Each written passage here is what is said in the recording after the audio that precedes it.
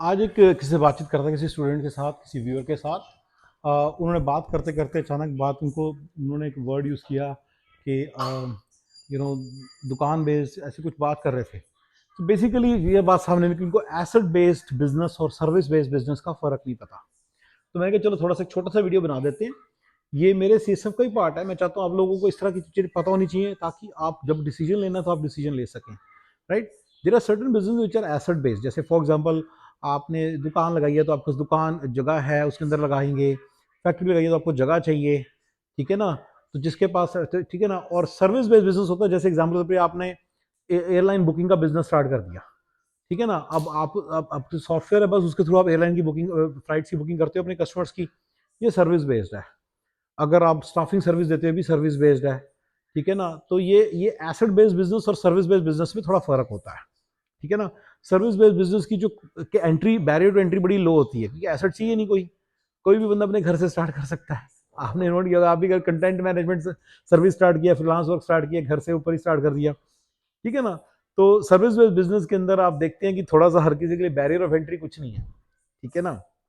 और कोई भी बंदा है, बैरियर ऑफ एंट्री का मतलब ये हो जाता है कि दूसरों बंदों के लिए उसमें घुसना कितना आसान है, राइट। जब कुछ चाहिए ही नहीं, कोई इन्वेस्टमेंट नहीं चाहिए, कुछ नहीं चाहिए, एक लैपटॉप चाहिए, एक इंटरनेट कनेक्शन चाहिए, एक पावर चाहिए, इलेक्ट्रिसिटी चाहिए, तो बस फिर तो आसान ही है ना सबके लिए।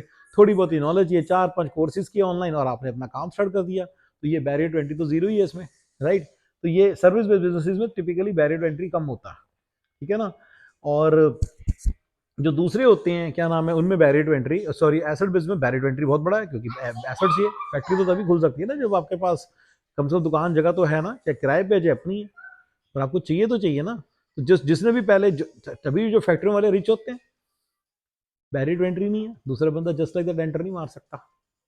तो इसमें सिंपल छोटी बात है, अगर आपने एक एसेट है आपके पास, उसको उसके अंदर आप एक अगर आपके पास एसेट है, आपने उसके अंदर इमिग्रेशन का काम कर लिया, इमिग्रेशन टोफिल की ट्रेनिंग का काम स्टार्ट कर दिया, आपका अपना एसेट है, तो टोफिल ट्रेनिंग में क्या होने वाला है, घर में बैठी कोई बंदी भी आपको वो कर देगी, बीट कर देगी।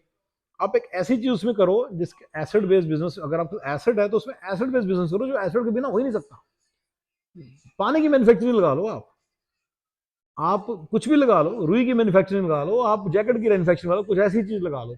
तो उसका बेनिफिट ये होगा कि दूसरा बंदा एंटर नहीं कर सकता, उसको किराए पे जगह लेनी पड़ेगी ना, उसकी हिम्मत टूट जाएगी, ठीक है ना।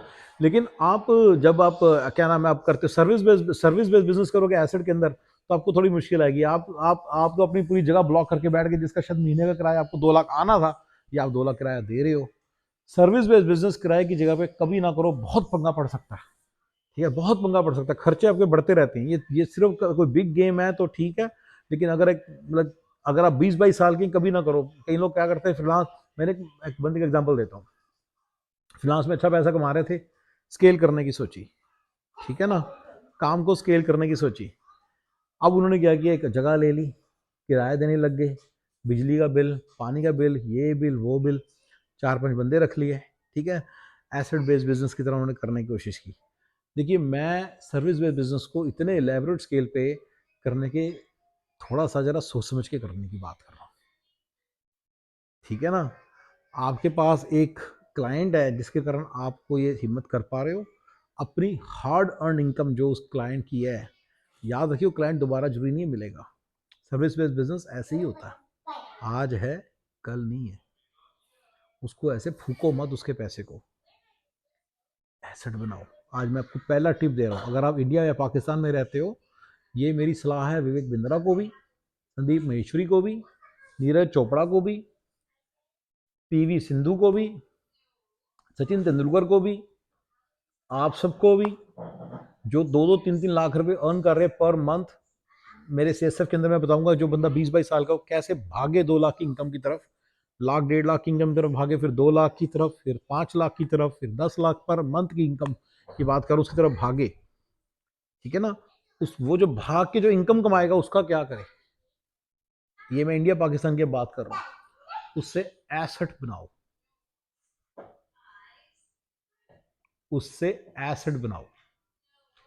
और फिर जिंदगी में कभी आपकी मान लीजिए इनकम कंटेंट मैनेजमेंट से है, अभी आप वही काम करते रहो, एसेट बना लो। आप किराए में किसी जगह रह रहे हो, वहीं रहते रहो। डोंट, आप जगह के ऊपर बिल्ड मत करो अभी, प्लॉट्स लो, मैंने आपको पहला फॉर्मूला दिया।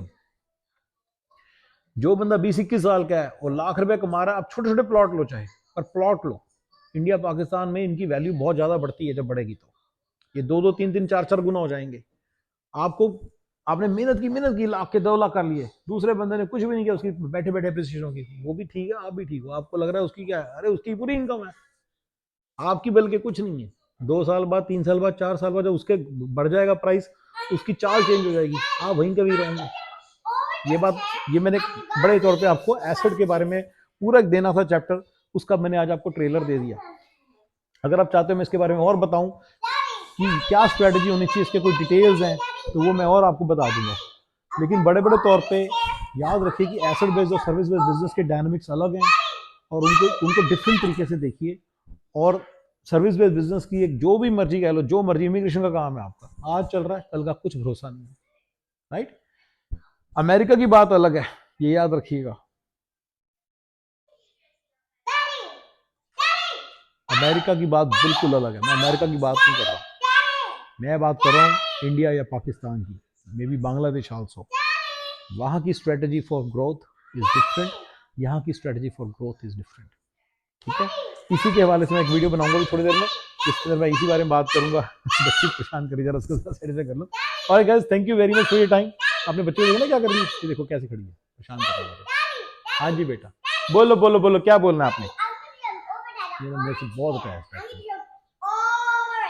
You jump over it, okay, show your jump, चलो शो योर जंप।